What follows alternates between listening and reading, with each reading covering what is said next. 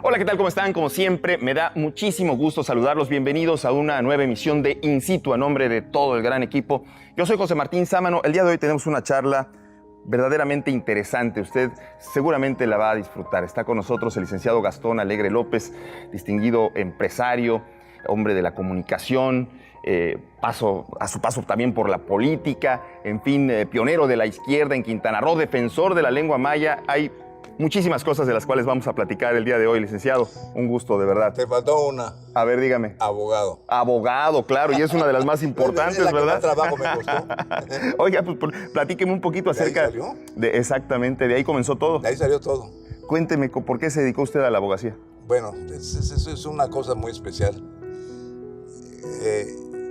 Lo que sucede en la actualidad, la desinformación en las vocaciones. No tuvimos información nosotros. Entonces yo estudié, iba a ser médico. Sí.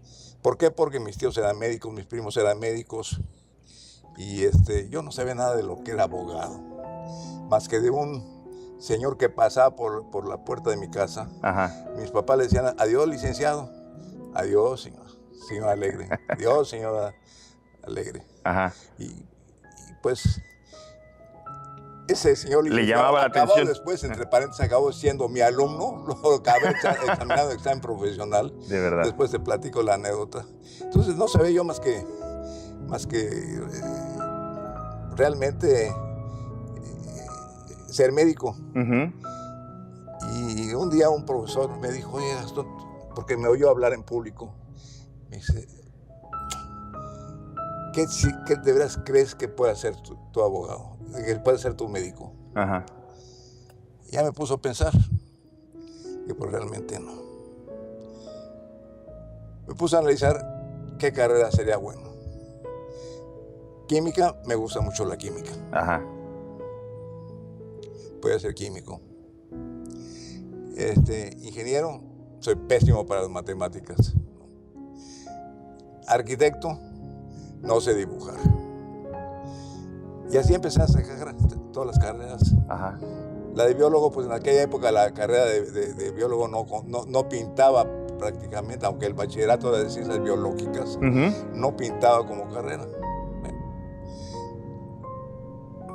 Leyes. No, leyes, nos burlábamos del profesor que nos daba civismo en la secundaria. Era el día de la chusca, donde estábamos gises y borradores y vacilábamos al profesor. Así es. Bueno, pues empecé a darle vueltas y vueltas y vueltas hasta que, bueno, pues voy a estudiar abogado. Me metí en la preparatoria, pasé materias a título del segundo bachillerato, porque en aquella época los bachilleratos se tomaban en cuenta la profesión a la que pensaba uno continuar. Como las áreas, ¿no? Entonces, terminé las de biológicas y alcancé a mis compañeros. Empecé el primer año de humanidades y alcancé a mis compañeros en segundo año de humanidades para no perder ningún año. Y por si me rajo a la hora de la hora, pues ya no perdes tanto tiempo. Ya terminé la carrera, la preparatoria, y entré a la Facultad de Derecho.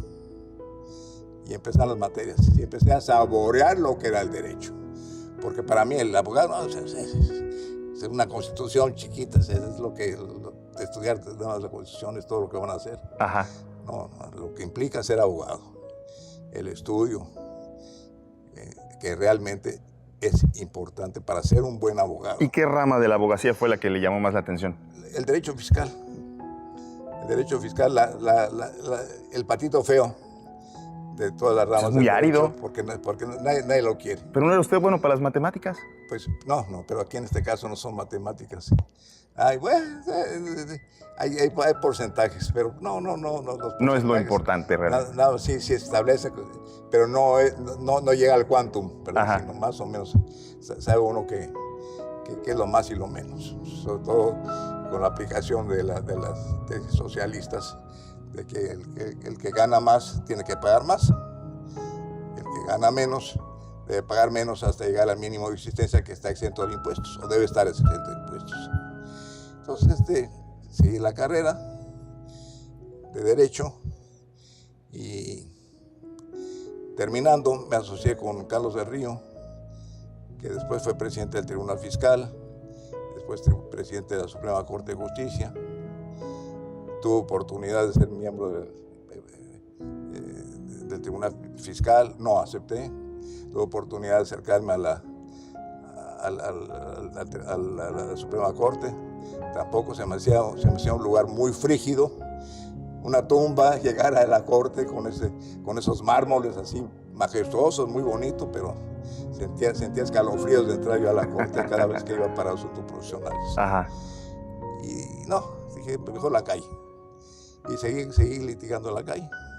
Pero para esto yo ya había incursionado en la política, en la Facultad de Derecho.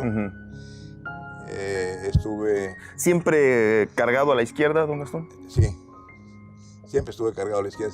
Sí, para mí, el ser de izquierda no es ser comunista. Claro. Es ser una persona que busca siempre el beneficio de los demás. Claro, respetando también a aquel que hace su fortuna a base de trabajo, de esfuerzo, de todo. Siempre se debe respetársele. Yo lo he hecho. Es que no puedes escupir al cielo. Es lo que ahora le llaman un poco la socialdemocracia, ¿no? La nueva izquierda. Algún día discutiremos, pero no nos va a alcanzar el tiempo. No nos va a alcanzar el tiempo, ¿verdad? De estar analizando todo. Y entonces ejerció usted durante algún tiempo la abogacía especializada en derecho fiscal. Sí, la profesión, de allí salió todo lo que tengo. Ajá. Yo llegué a Quintana Roo, inclusive yo fui abogado externo del gobierno del territorio de Quintana Roo, cuando era gobernador Romero Fernández. No había hoteles, ni había casas, ni nada, sino yo llegaba a dormir a la casa de gobierno, y la casa de gobierno era el tercer piso del Palacio de Gobierno actual. Ajá. Donde está ahora prensa, o estaba prensa, no sé si ahí, era el cuarto de visitas. ¿Cuándo llegó por primera vez a Quintana Roo? En 1958. Primera visita. 58. ¿Qué lo trajo por acá? Eso precisamente de ser abogado de Romero Fernández. Todavía no había ni siquiera desarrollos, Vino López Mateos, ni planes para construir Cancún. Estuve en la campaña de López Mateos, muy cercano a él. Formé un grupo de profesionistas en esa época, el grupo más fuerte del país que se haya formado en aquellos momentos. Y ahí empecé también mis inicios en la política nacional. Con Ruiz Cortines primero, como miembro auxiliar de la Comisión de Propaganda, en donde estaba Francisco Galindo Ochoa, Milton Castellanos, que después fue gobernador de Baja California, Carlos Real Encinas, en fin, y Pancho, un amigo, y yo éramos auxiliares, jóvenes nosotros.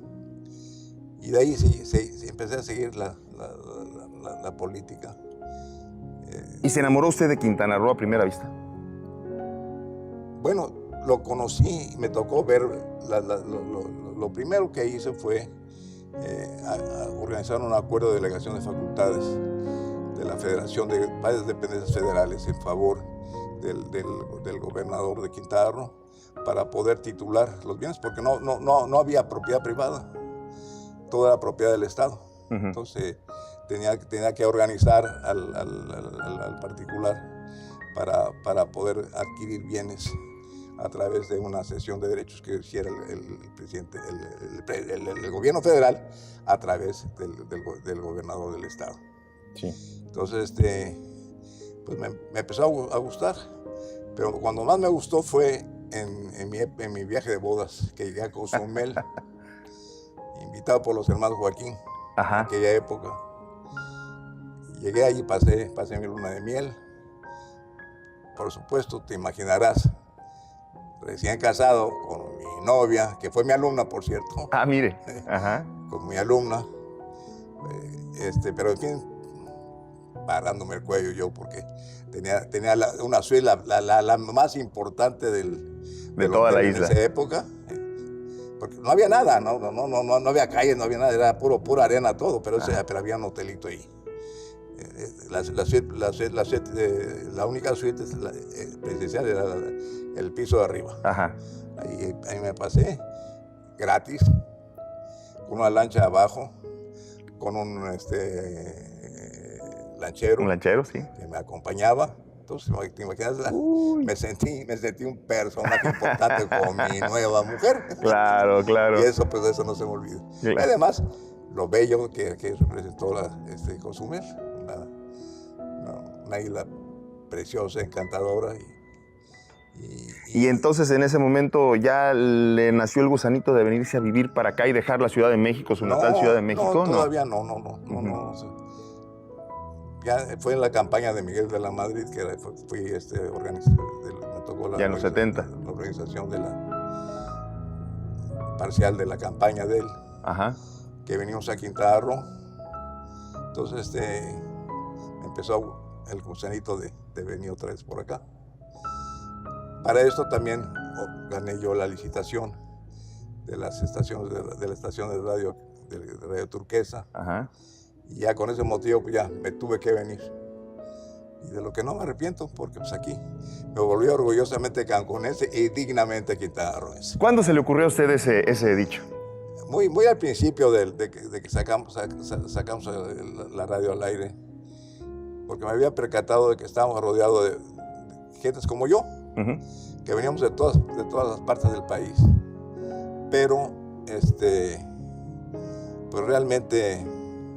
Pues es que sí, no es como dicen, una mezcla aquí, ¿verdad? De todas partes. De nacionalidades, de mexicanos de todos lados del país. Pero al final de cuentas sí adquiere uno ese orgullo. Y no, el problema fue de que me percaté que la gente quería venir aquí, como en el lejano oeste, a hacer dinero y regresar a Europa o regresar a su tierrita. Y dije, no es posible. Ya ellos ya tienen hijos, ya tienen tiendas, ya tienen casas, ya tienen todo aquí. ¿Cómo es posible que estén pensando todavía en regresar? Sí, la mayoría no se regresan. Vamos a hacer una pausa. Tenemos que hacerla, don Gastón, y regresamos para seguir platicando con el licenciado Gastón Alegre López. No se vaya, esto es In Situ.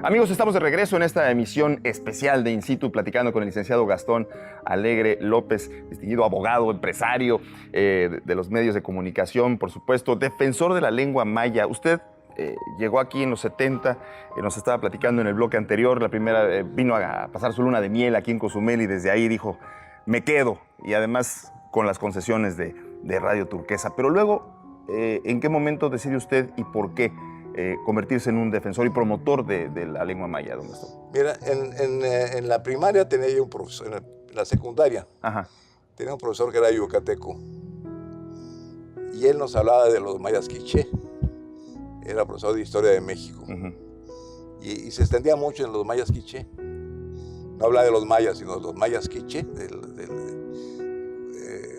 confundía en un solo término las dos ramificaciones de los mayas.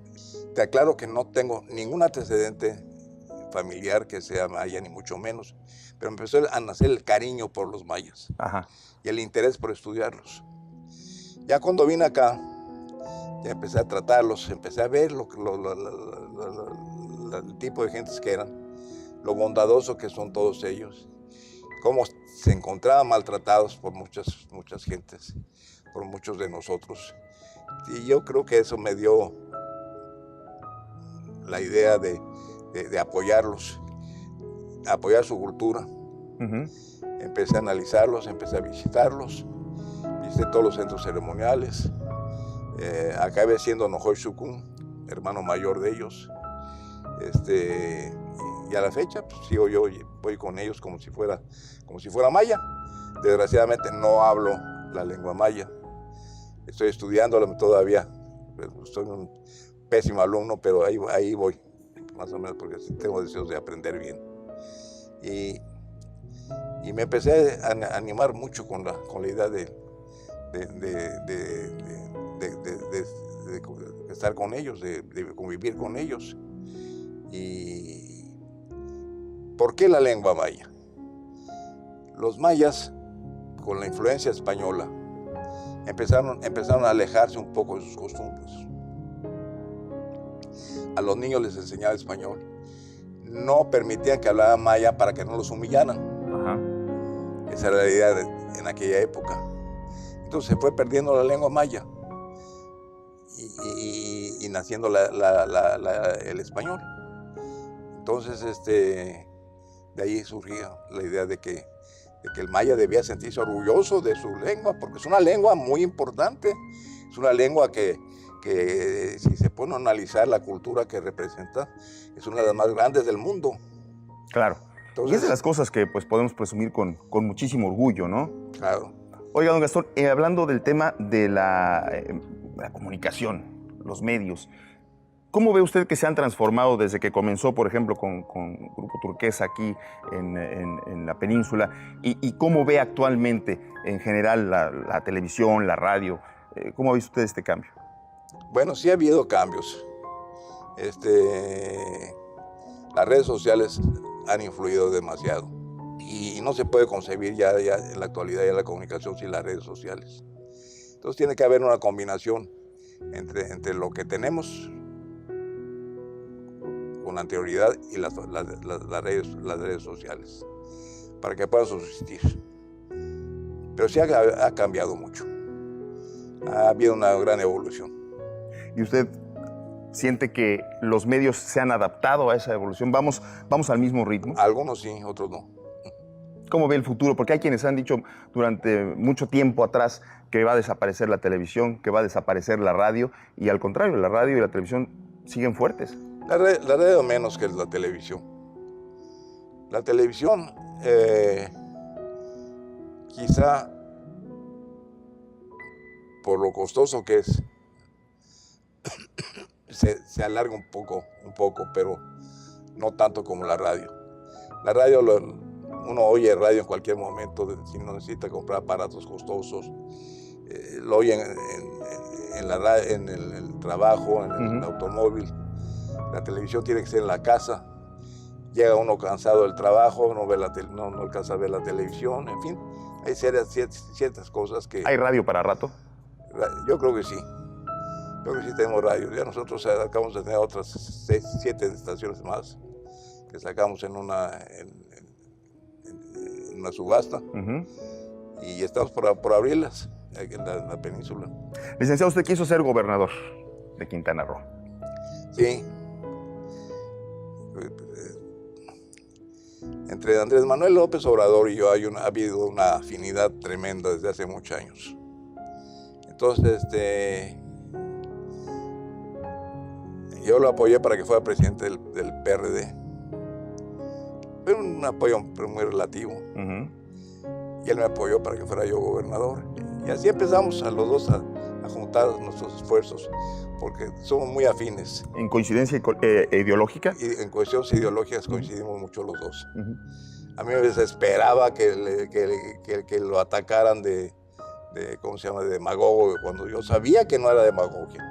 Yo sabía que era una actuación real y sincera de él, porque es la misma actuación mía. Yo siempre pensé igual que él. Y lo hemos desarrollado acá nosotros. Lo que pasa es que yo fui candidato a gobernador, pero ya después ya no ocupé ninguna posición de elección, salvo la de diputado, que fui diputado independiente por plurinominal, que no fui motivo de elección. Que no tienes idea lo que significa para mí todavía el haber sido diputado, los logros que logré, que tuve allá y que nunca olvidaré. Acabamos de pasar un proceso histórico en nuestro país y finalmente pues López Obrador es ahora el virtual presidente electo de nuestro país. ¿Cómo piensa usted que va a cambiar México a partir de esta nueva época? En primer lugar, es un hombre honesto. De eso tengo la plena seguridad. Es modesto. Es modesto en la naturaleza. Puede tener todo el dinero del mundo a su lado y él no va a cambiar. Es un hombre sencillo. Esto que dice del avión y todo eso, lo dice con toda sinceridad. Lo mismo le da subirse a un avión con pasajeros que a un avión, que a un ruletero que se le presenta en un momento dado.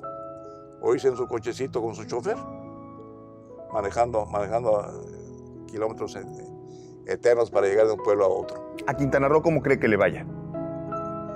Pues Quintana Roo siempre lo ha apoyado. Quintana Roo ha sacado la mayoría de las votaciones cuando se presenta López Obrador. Así es que yo creo que le tiene que ir bien.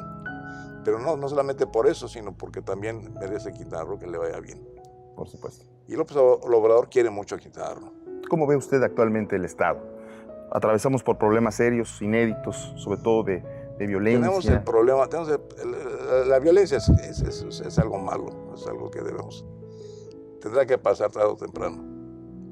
Tarde o temprano tendrá que negociar con nuestros amigos para acabar con este negocito que nos ha perjudicado mucho a nosotros. Pero tenemos otros, el sargazo, por ejemplo. El volumen del sargazo que está llegando es monumental y se prevé todavía que llegue más. ¿Cómo consideraría usted que se debe atacar ese problema? No soy experto, no me atrevería a dar una opinión, pero sí sé que debemos pedirle a los expertos que nos den alguna opinión sobre esto. ¿Y el turismo, cómo ve usted que podamos conservarlo a pesar de los problemas de violencia y a pesar de las cuestiones ambientales? Nos va a costar trabajo, pero hemos pasado peores. Así que yo creo que hemos tenido ciclones, hemos tenido desastres naturales y hemos sobresalido. Y Quintana Roo va a sobresalir de todo, va a salir del sargazo también. Don Gastón, tiene usted una familia muy bonita y muy unida, además.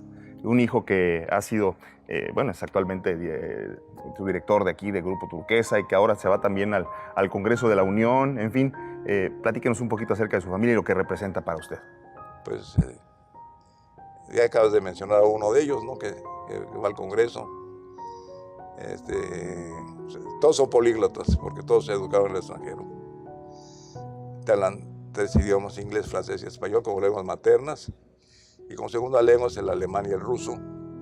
Y uno de ellos habla el portugués, otra habla el japonés.